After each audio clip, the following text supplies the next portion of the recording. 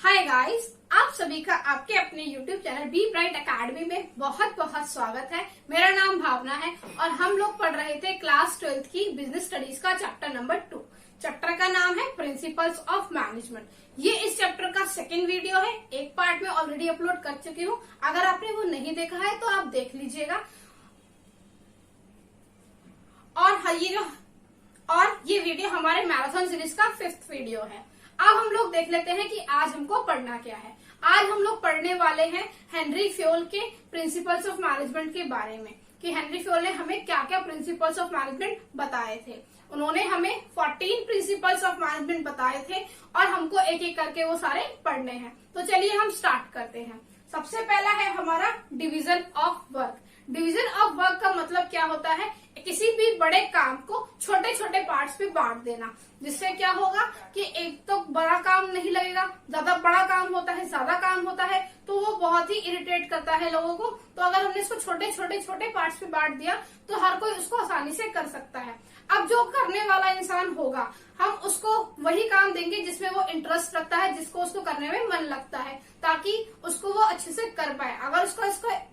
अगर उस काम में उस इंसान का इंटरेस्ट होगा तभी वो उस काम को अच्छे से कर पाएगा। तो इसीलिए इंटरेस्ट के हिसाब से, उसकी एबिलिटी के हिसाब से ही हम काम को देंगे। इससे क्या होगा, हमको स्पेशलाइजेशन नॉलेज भी मिल जाएगी, स्पेशलाइज स्किल मिल जाएगी। तो देख लेते हैं मैंने क्या लिखा है। Whole work should be divided into small parts. मतलब जितना भी हमारा सारा काम है हमने उसको छोटे छोटे पार्ट्स में डिवाइड कर दिया है। नेक्स्ट है each individual should be assigned only one part. और जो भी काम है, एक पार्ट जो उस काम का होगा वो एक इंडिविजुअल ही करेगा। हम एक से ज्यादा काम उसको नहीं देंगे। फिर अकॉर्डिंग टू हिज एबिलिटी, हम उसको काम किस हिसाब से दे रहे हैं, उसकी एबिलिटी के हिसाब से प्लस उसके इंटरेस्ट के हिसाब से देंगे।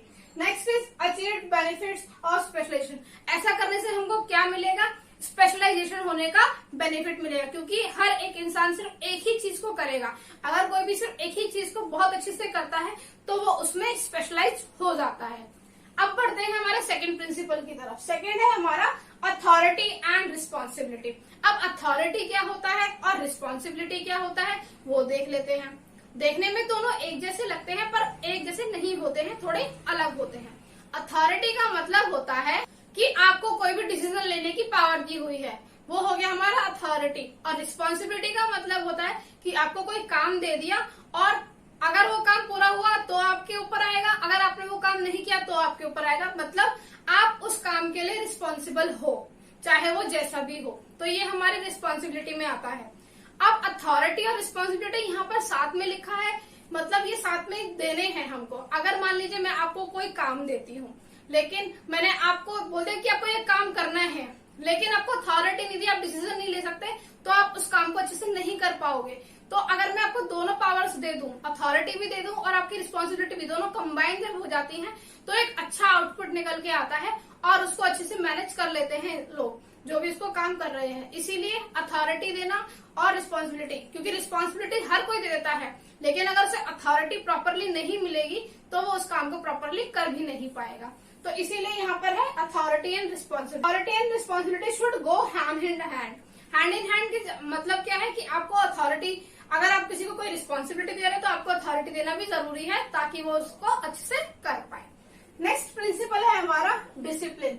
अगर आप डिसिप्लिन में रहोगे तभी तो आप अच्छे से कोई भी काम को कर पाओगे। मतलब जितने भी रूल्स हैं, रेगुलेशंस हैं, वो सारे आपको फॉलो करने जरूरी हैं।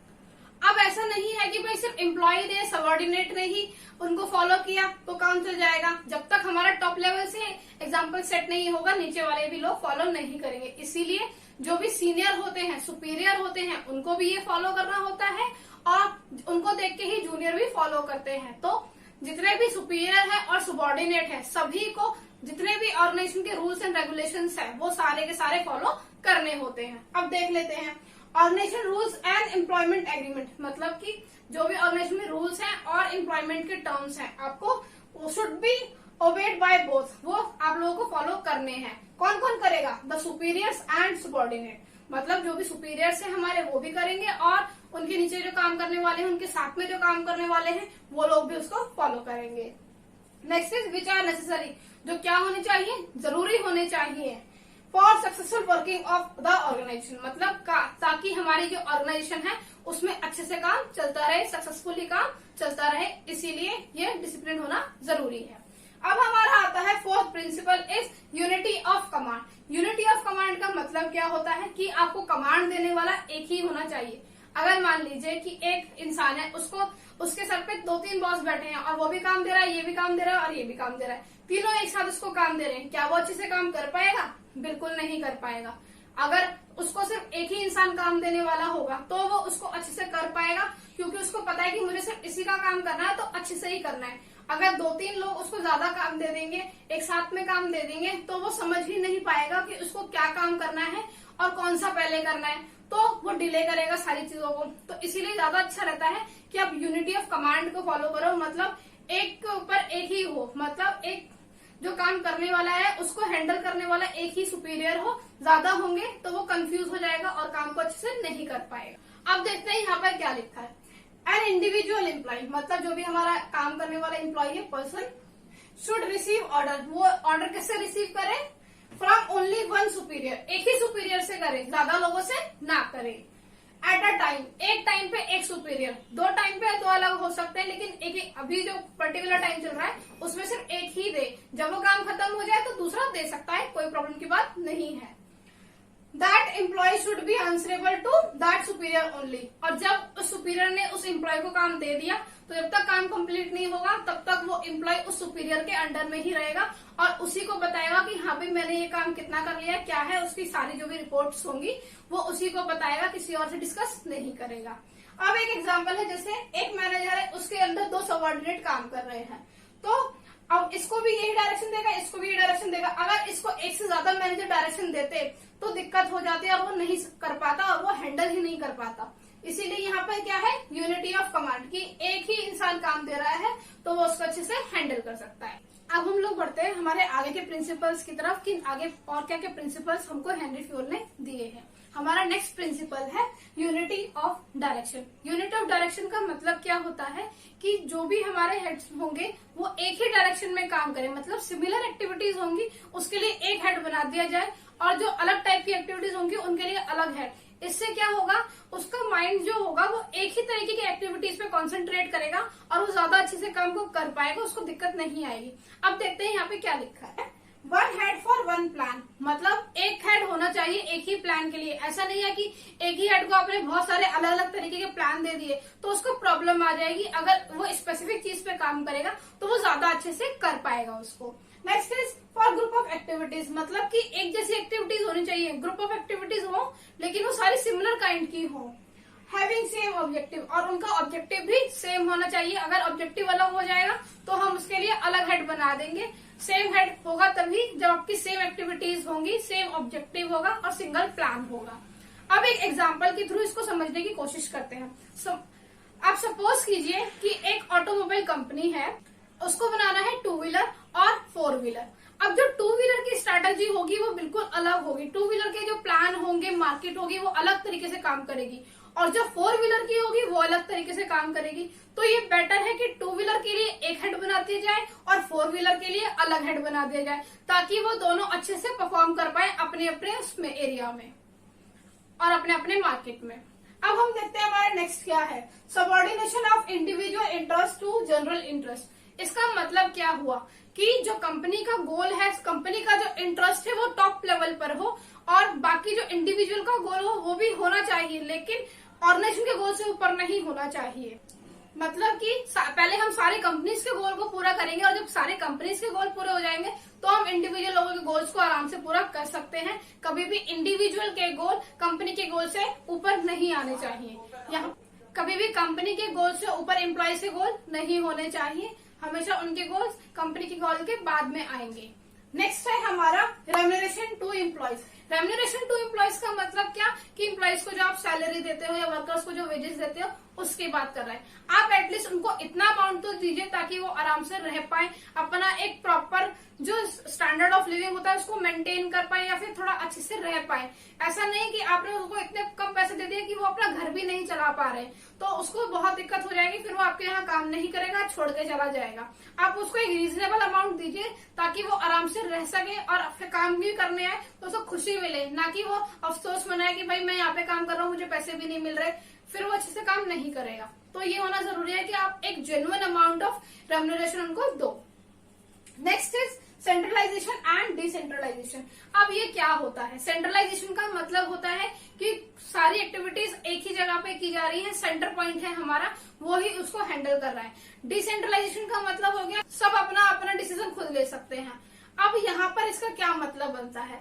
यहाँ पर हेनरी फ्योल का कहना है कि जो भी हमारे डिसीजंस हैं, चाहे वो किसी भी टाइप के हो, उसमें जो कुछ पार्ट है वो सेंट्रलाइज्ड हो, कुछ हमारा डिसेंट्रलाइज्ड हो, ताकि एक ही चीज पे बर्डन ज्यादा ना पड़े।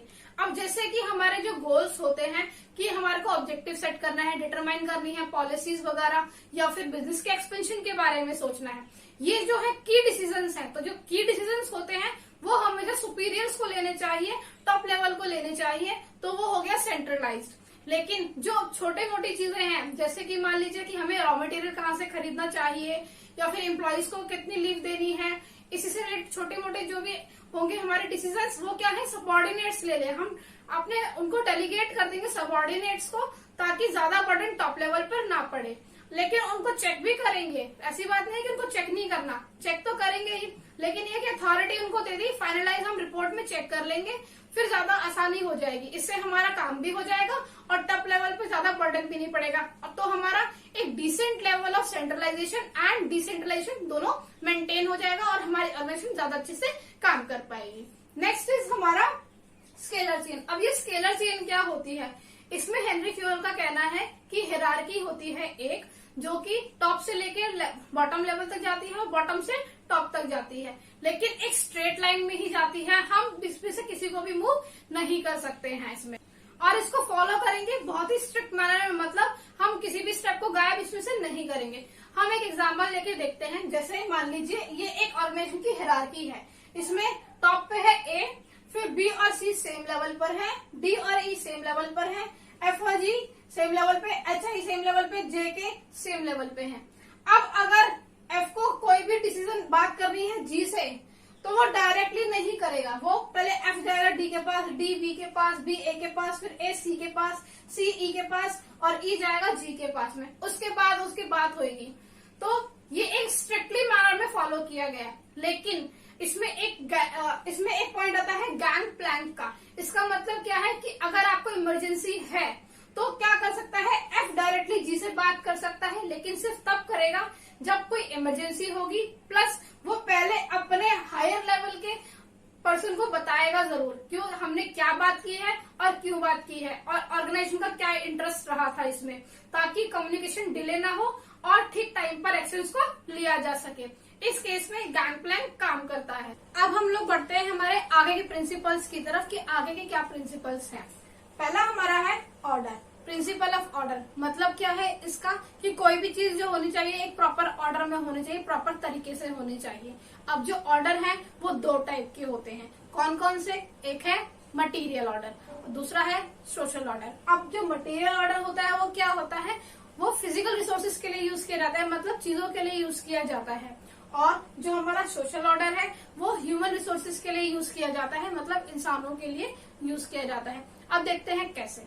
जो फिजिकल रिसोर्सेज है उसकी बात कर लेते हैं। फिजिकल रिसोर्सेज मतलब कि right thing at right place, मतलब जो भी चीज है वो ठीक जगह पर होनी जरूरी है, ठीक प्लेस पे होनी जरूरी है। और ऐसे ही ह्यूमन रिसोर्सेज की बात करें तो right person at right place होना चाहिए, मतलब उस इंसान को ही जॉब दो जो कि उसके काबिल है और एक करेक्ट पोजीशन पे दो। मतलब कि मान लीजिए कि कोई अकाउंट का बंदा है, आपने उसको मार्केटिंग में डाल दिया तो वो नहीं कर पाएगा।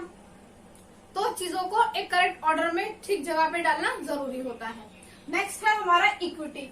इक्विटी का मतलब है कि सबको बराबर समझा जाए, सबको इक्वली ट्रीट किया जाए। ये एक मैनेजर की रिस्पॉन्सिबिलिटी होती है कि उसके साथ में जो भी काम करने वाले सबॉर्डिनेट्स हैं उन सबको फेयरली ट्रीट करे और इक्वली ट्रीट करे एज पॉसिबल। मतलब जितना उसकी बस की बात है उतना ज्यादा वो सबको फेयरली और इक्वली ट्रीट करे। अगर वो ऐसा करता है तो इससे मिलेगा क्या? इससे सभी लोग समझेंगे कि हम सारे के सारे इक्वल हैं, सब साथ में मिलकर काम करेंगे और इससे ऑर्गेनाइजेशन के गोल अचीव हो पाएंगे। सब डेडिकेशन के साथ अपने काम को कंप्लीट करेंगे। तो ये बात होती है हमारी इक्विटी की। अब नेक्स्ट है हमारा stability of personal. Stability of personal का मतलब क्या होता है कि मान लीजिए आपने किसी को हायर कर लिया, लेकिन वो 1 महीने बाद 2 महीने बाद काम छोड़ के चला गया, आपको क्या फायदा हुआ? वो तो काम बीच में छोड़ के चला गया, ऊपर से दूसरे बंदे को हायर करने के लिए दोबारा वो सारा प्रोसेस आपको करना पड़ेगा, तो उसमें बहुत टाइम भी जाता है।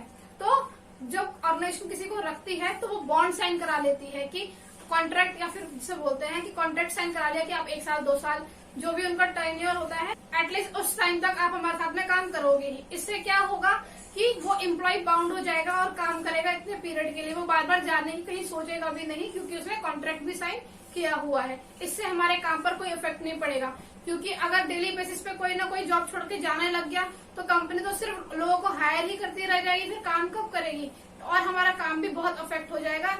इसीलिए ये बहुत जरूरी है कि आप कॉन्ट्रैक्ट साइन करवाएं या बॉन्ड साइन करवाएं, ताकि जो पर्सन है वो अपनी जॉब को छोड़ के जाए नहीं। नेक्स्ट है हमारा इनिशिएटिव। इनिशिएटिव का मतलब क्या कि जितने भी एम्प्लॉयज हैं ऑर्गेनाइजेशन के अंदर उन सबको एक अपॉर्चुनिटी देनी चाहिए, उन सबको एक मौका देना चाहिए। कौन सा मौका देना चाहिए? कि वो डिसीजन मेकिंग में पार्ट ले सके और वो प्लान को एग्जीक्यूट करने में भी मैनेजमेंट का पार्ट करे। अब इससे क्या होगा, देखिए ऐसा करने से क्या होगा, एम्प्लॉयज को अगर पार्टिसिपेशन में मौका मिलेगा तो एम्प्लॉयज अपने आप को ज्यादा अच्छा फील करेंगे कि वो सोचेंगे कि जो कंपनी है वो हमारे डिसीजन की वैल्यू करती है, हमारी वैल्यू करती है। उनको एक अच्छा फील भी आता है। प्लस जो लोग काम कर रहे होते हैं और वो जिस फील्ड का काम कर रहे होते हैं उनको ज्यादा अच्छे से पता होता है कि इस काम में क्या कमियां हैं और इसको कैसे ठीक किया जा सकता है। अगर हम उनके सजेशंस लेंगे, उनको डिसीजन मेकिंग में पार्टिसिपेट करने देंगे तो वो हमको बहुत अच्छे न्यू आइडियाज के साथ इंट्रोड्यूस करा सकते हैं, जिससे हमारे काम की एफिशिएंसी भी बढ़ सकती है। इससे 2 काम साथ में हो जाते हैं, एक तो काम भी ऑर्गेनाइजेशन का अच्छे से होगा और हमारा एम्प्लॉय भी मोटिवेटेड रहेगा। अब लास्ट हमारा हेनरी फ्यूल का प्रिंसिपल ऑफ मैनेजमेंट आता है, एस्पिरिट द कॉर्प्स। इसका मतलब होता है टीम वर्क। मतलब सभी लोगों को टीम में मिलके काम करना चाहिए। अब टीम में मिलके काम करने के लिए शुरुआत तो किसी न किसी को करनी होगी, और वो शुरुआत कौन करेगा? ऑब्वियस सी बात है, सुपीरियर करेगा, मैनेजर करेगा। हम लोग क्या करेंगे, आई की जगह वी लगाएंगे। अब इससे क्या होता है, अगर आप देखिए कि आपको बोला कि मैंने कर दिया तो कैसा लगेगा, और अगर एक जगह बोले कि हम सबने मिलके कर दिया तो कैसा लगेगा। तो जाहिर सी बात है ना, वी वाला सबको अच्छा लगता है, तो हम सब ने मिलकर किया। तो अगर हम ऑर्गेनाइजेशन में ऐसे वर्ड्स यूज करेंगे तो जो एम्प्लॉयज होंगे, सबॉर्डिनेट्स होंगे, वो अपने आप को भी अच्छा फील करेंगे और वो टीम के साथ में मिलकर काम करने में रेडी रहेंगे। उनको कोई प्रॉब्लम नहीं आएगी टीम के साथ काम करने में, और वो सोचेंगे हमारा मैनेजर भी, हमारा सुपीरियर भी बहुत अच्छा है, वो हम सबको साथ में लेकर चलता है, अपने आप को ही अकेले प्रायोरिटी नहीं देता है। तो इसीलिए हमको टीम वर्क की बहुत जरूरत पड़ती है, ताकि सब लोग मिलकर अच्छे से काम कर पाए और ऑर्गेनाइजेशन के गोल्स को अचीव कर पाए। आई होप मैं आपको ये principles of management Henry fuel के समझाने में कामयाब रही होंगी। अगर आपको ये वीडियो अच्छा लगा हो तो प्लीज इसे लाइक कीजिएगा और मेरे चैनल को सब्सक्राइब कर दीजिएगा, आप अगर फर्स्ट टाइम आए हैं तो। और दोस्तों के साथ इस वीडियो को जरूर शेयर कीजिएगा ताकि वो लोग भी इस वीडियो को देखकर इसका फायदा उठा पाए। थैंक यू सो मच मेरी वीडियो को देखने के लिए।